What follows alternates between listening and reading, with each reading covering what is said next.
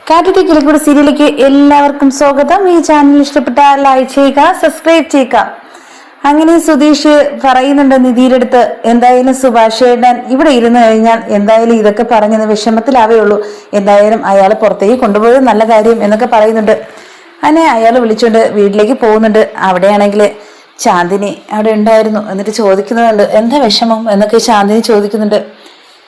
ആ സമയത്ത് പറയുക ഇങ്ങനെയൊക്കെ കാര്യങ്ങൾ, കല്യാണാലോചനയായിട്ട് പോയിട്ട് അവിടെ നിന്ന് മുടങ്ങി തിരിച്ച് എല്ലാവരും വന്ന് സങ്കടത്തോടെ ഇരിക്കുകയായിരുന്നു. ആ സമയത്ത് ഞാൻ പറഞ്ഞു പുറത്തേക്കൊന്ന് പോയിട്ട് വരാമെന്ന് പറഞ്ഞ് വിളിച്ചിട്ട് വന്നതാ. ആ സമയത്ത് എനിക്ക് മനസ്സിൽ തോന്നി ഇങ്ങോട്ട് കൊണ്ടുവരണമെന്ന്, അതുകൊണ്ട് വന്നതാന്നൊക്കെ പറയുന്നുണ്ട്. നല്ല കാര്യം, വിഷമിക്കേണ്ട ഒരു കാര്യമില്ല, ഇനിയും പെണ്ണുങ്ങളൊക്കെ കാണുമല്ലോ, കല്യാണം കഴിക്കാൻ നല്ല കുട്ടികളുണ്ട് എന്നൊക്കെ പറയുന്നുണ്ട്. ഇങ്ങനെയൊക്കെ പറഞ്ഞിട്ട് അകത്തേക്ക് കയറി പോകുന്നുണ്ട് ചാന്ദിനി. ആ സമയത്ത് ചാന്ദിനിയുടെ സഹോദരൻ പറയുന്നുണ്ട്, എന്തായാലും എൻ്റെ പെങ്ങളെ ഞാൻ കല്യാണം കഴിപ്പിച്ചു തരാം, അത് സുഭാഷേട്ടന് സമ്മതാണോ എന്നൊക്കെ ചോദിക്കുന്നുണ്ട്. ഇത് കേട്ടതും ഭയങ്കര സന്തോഷത്തോടെ അകത്തേക്ക് നോക്കുന്നുണ്ട്. ആ സമയത്ത് അവിടെ വാതിൽക്കല് നിന്ന് ചിരിച്ചുകൊണ്ട് നിൽക്കുകയായിരുന്നു ചാന്ദിനി. ഈ ചിരി കണ്ടതും രണ്ടുപേർക്കും ഇഷ്ടമാണെന്ന് മനസ്സിലാവുന്നുണ്ട്. ആ സമയത്ത് പറയുക എനിക്കും ചില സംശയങ്ങളൊക്കെ തോന്നിയതാ, അവക്കും ഇഷ്ടമാ, എൻ്റെ അടുത്ത് പറഞ്ഞിട്ടുണ്ട്, പക്ഷെ ഞാൻ സുഭാഷ് എൻ്റെ അടുത്ത് പറയാത്തതാ എന്ന് അയാൾ പറയുന്നുണ്ട്.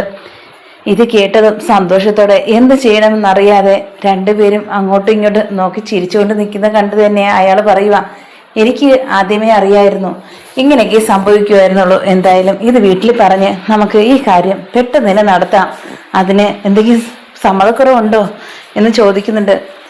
എനിക്ക് ഒരു സമ്മതക്കുറവുമില്ല, ഇഷ്ടമാണെങ്കിൽ എനിക്ക് ഇഷ്ടമാണ് എന്നൊക്കെ പറയുന്നുണ്ട് സുഭാഷ്. ആ സമയത്ത് പെട്ടെന്ന് തന്നെ അകത്തേക്ക് ഓടുന്നുണ്ട് നാണിച്ച്. ആ സമയത്ത് സുഭാഷ് പറയാ ഞാനെങ്കിൽ വീട്ടിലോട്ട് പോട്ടെ, പോയിട്ട് ഞാൻ പറയാം എന്നൊക്കെ പറയുന്നുണ്ട്. അങ്ങനെ വീട്ടിലേക്ക് പോയിരുന്ന് ഭയങ്കര ആലോചനയാ സുഭാഷിന്. പുറത്ത് വന്നിരുന്ന് ചിരിച്ചിരിക്കുന്നത് കാണുന്നുണ്ട്. ആ സമയത്ത് ഭാസ്കരൻ പറയുക എന്താ നിനക്ക് ഇത്ര ചിരി? അത് ഒന്നുമില്ല, ചുമ്മാ ചിരിച്ചതാ, എന്തായാലും നീ വിഷമിക്കൊന്നും വേണ്ട, നിനക്ക് കല്യാണം വേറെ നടക്കും, നല്ല പെൺപിള്ളേരുണ്ട്, ഞാൻ നടത്തി തരും നിനക്ക് എന്നൊക്കെ പറഞ്ഞിട്ട് ഇരുന്ന് പറയുന്നുണ്ട്. ഓ അതിന് കാര്യമൊന്നും കുഴപ്പമില്ല, എനിക്ക് വേണ്ട എന്നൊക്കെ പറയുന്നുണ്ട്. ഇത് കേട്ടതും ഉടനെ തന്നെ നികേഷ് എന്ന് പറയുക എന്താ സുഭാഷ് ഏട്ടാ, പോയ ഒരാളല്ലല്ലോ, ഇപ്പോൾ വന്നപ്പോഴത്തേക്കും എന്തോ ഒരു മാറ്റമുണ്ട് സുഭാഷ് ഏട്ടന് എന്ന് പറയുന്നുണ്ട്. അത് ശരിയായി, എനിക്കും തോന്നിയതാ, അടുക്കളയിൽ നിന്നപ്പോൾ ഭയങ്കര പാട്ടും ബഹളമൊക്കെ ആയിരുന്നു, അല്ലെങ്കിൽ മിണ്ടാതൊന്ന് ജോലി ചെയ്യുന്നതാ, ഇതൊക്കെ ഞാൻ ശ്രദ്ധിച്ചായിരുന്നു എന്നൊക്കെ നിധിയും വന്ന് പറയുന്നുണ്ടായിരുന്നു. എന്തോ ഇതിനിടയ്ക്ക് ഒരു മാറ്റം സംഭവിച്ചു, അതെന്താന്ന് പറയണം എന്നൊക്കെ പറയുന്നുണ്ട് ഹരീഷും വന്ന്. ഇത് കേട്ടതും പറയുക അത് ഞാൻ പിന്നെ പറയാം, ഇപ്പൊ ഒന്നും പറയാനില്ല എന്നൊക്കെ പറഞ്ഞിട്ട് അകത്തേക്ക് പോകുന്നുണ്ട്. അതുപോലെ തന്നെ ഒരുമിച്ചിരുന്ന് ഭക്ഷണം കഴിക്കുന്നുണ്ട് എല്ലാവരുമായിട്ട്. ആ സമയത്തും ഓരോന്നാലോചിച്ച് ചാന്ദിനിയെ കുറിച്ച് ചിന്തിച്ച് ചിരിക്കുക. ആ സമയത്ത് പറയുക എന്താ ഇപ്പോഴും ചിരിയാണല്ലോ, എന്താ സുഭാഷ് ഏട്ടാ ഇത്രയ്ക്ക് ചിരിക്കുക, എന്തെങ്കിലും കാര്യമുണ്ടോ പറയുന്നൊക്കെ നിധി ചോദിക്കുന്നുണ്ട്. ഇല്ല ഒരു കാര്യമില്ല, ഞാൻ പിന്നെ പറയാം എന്നൊക്കെ പറഞ്ഞിട്ട് സുഭാഷ് പുറത്ത് കൊണ്ടുവച്ച് കഴിക്കുന്നുണ്ട്.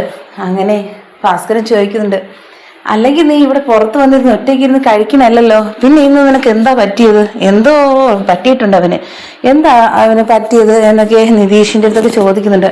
ഞങ്ങൾക്കും അറിയില്ല, പോയ ആളല്ല എന്തായാലും തിരിച്ചു വന്നത്, എന്തോ പറ്റിയിട്ടുണ്ട് സുഭാഷ് ഏട്ടന് എന്നൊക്കെ പറഞ്ഞുകൊണ്ടിരിക്കുകയാണ് ചെയ്യുന്നത്. എന്തായാലും പോട്ടെ, ഇനിയാണെങ്കിൽ എല്ലാവരും പോയി കിടന്ന് ഉറങ്ങ്, എന്നിട്ടും ഉറങ്ങാതെ കിടക്കുകയും ചെയ്യുന്നുണ്ട്. ഇത് കണ്ടിട്ട് പറയുക എന്താ അല്ലെങ്കിൽ നേരത്തെ ഉറങ്ങണേണോ, എന്താ ആലോചിച്ചുകൊണ്ട് കിടക്കുന്നേ എന്നൊക്കെ ഹരീഷും സുധീഷൊക്കെ ചോദിക്കുന്നുണ്ട്. ഒന്നുമില്ല എന്നൊക്കെ പറഞ്ഞ് ഒഴിഞ്ഞു മാറുന്നുണ്ട്. എന്നാലും പക്ഷെ അവർക്ക് മനസ്സിലാവുന്നില്ല എന്താ കാര്യമാണെന്ന്. അങ്ങനെ പിറ്റേ ദിവസമായി രാവിലെ തന്നെ പെട്ടെന്ന് തന്നെ ജോലിക്ക് പോകാൻ വേണ്ടി റെഡിയായി ഇറങ്ങുക.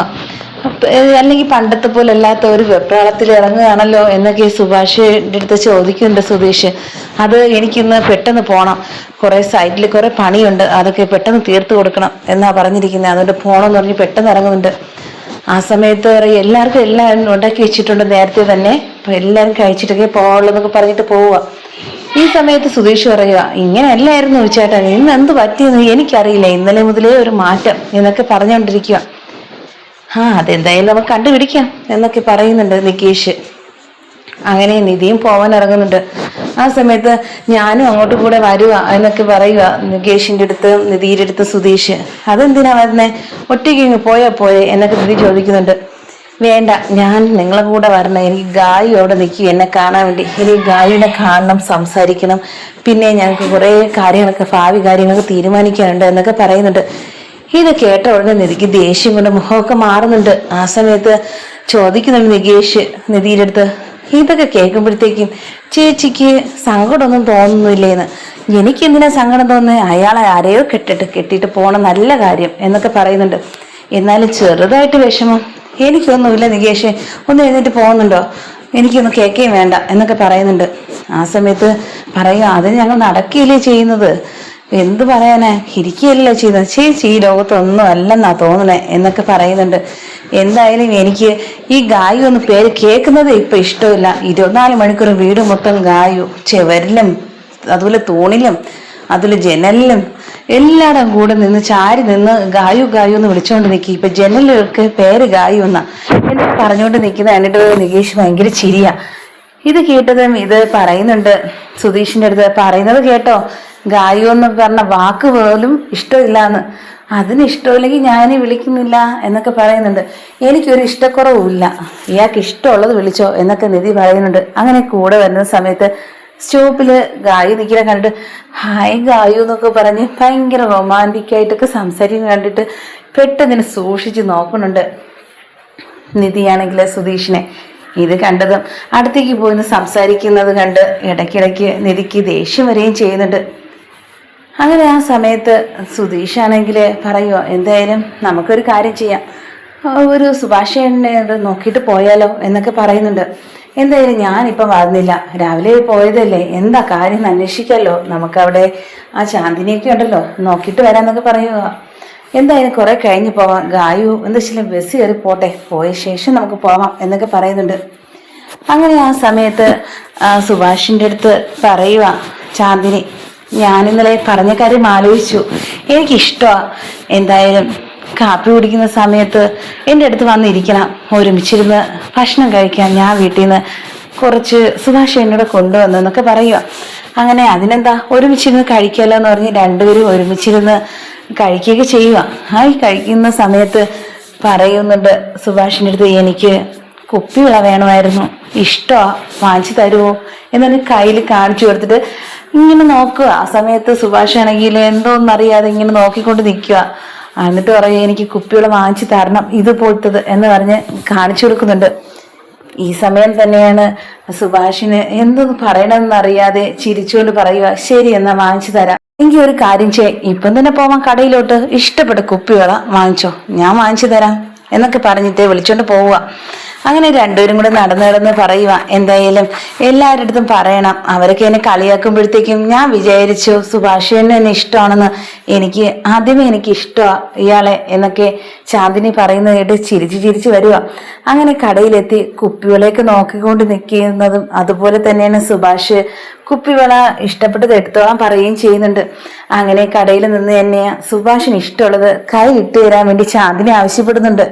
അങ്ങനെ ചാന്ദിനി കൈ നീട്ടിക്കൊടുക്കുന്നതും അതുപോലെ തന്നെ കുപ്പിവിള ഇട്ട് കൊടുക്കുന്നതും ഇതെല്ലാം നടന്നുകൊണ്ട് വന്നപ്പോഴത്തേക്കും നികേഷും അതുപോലെ തന്നെയാണ് സുധീഷും അതുപോലെ എല്ലാവരുമായിട്ട് ഇങ്ങനെ നടന്നു വരുക. നിധിയായിട്ട് നടന്ന സമയത്ത് സുഭാഷേട്ടനല്ലേ ഏതോ നിൽക്കുന്നേ എന്നൊക്കെ പറയുന്നുണ്ട്. അത് സുഭാഷിന്റെ കുപ്പിവിള കടയിൽ എന്തിനാ അവിടെ നിൽക്കുന്നേ? അപ്പോഴത്തേക്കും അകത്തോട്ട് നോക്കിയപ്പോൾ അവിടെ ചാന്ദിനോട് നിൽക്കുന്നതും കയ്യിൽ കുപ്പിവിള ഇട്ടുകൊണ്ട് നിൽക്കുന്നതും നോക്കിക്കൊണ്ട് നിന്ന് ചിരിക്കുന്നുണ്ട്. പക്ഷെ ഇതൊന്നും സുഭാഷ് കാണുന്നില്ല. ഇത് കണ്ട് ഞെട്ടിയിട്ട് പെട്ടെന്ന് തന്നെ അവർ മാറുകയും ചെയ്യുന്നുണ്ട്. അങ്ങനെ അവർ സംസാരിച്ചുകൊണ്ട് കുപ്പിവിളയും വാങ്ങിച്ചിട്ട് പോകുന്നത് നോക്കിക്കൊണ്ട് നിൽക്കുക. ഇതായിരുന്നു ഒരു മാറ്റത്തിന്റെ ചിരിയുടെ കാരണം. എന്തായാലും ഇന്ന് വീട്ടിൽ വരട്ടെ, സുഭാഷേട്ടനെ ഇന്ന് നമ്മൾ ഒരു പണി കൊടുക്കണം എന്നൊക്കെ പറയുക. ഇത് കണ്ടത് നിധിക്കും ഭയങ്കര സന്തോഷമാവുന്നുണ്ട്. അതുപോലെ തന്നെ നികേഷിനും സുധീഷിനും എന്തായാലും ഞാൻ പോവാൻ തീരുമാനിച്ച നല്ല കാര്യമാണ്, സുഭാഷേട്ടനെ കാണാൻ പോണെന്ന്. അവിടെ പോയാലും കാണാൻ പറ്റില്ല, കണ്ടോ ഈ റോഡിൽ ഈ കടയിൽ വന്ന് വാങ്ങണമെങ്കിൽ എന്തുമാത്രം ഇഷ്ടം ഉണ്ടായിരിക്കും ചാന്ദിനി അടുത്ത്. എന്തായാലും നല്ല കാര്യമാണ്, നമ്മൾ ആഗ്രഹിച്ച കാര്യം നടന്നില്ലേ എന്നൊക്കെ നിധിയുടെ അടുത്ത് സുധീഷ് പറയുന്നുണ്ട്.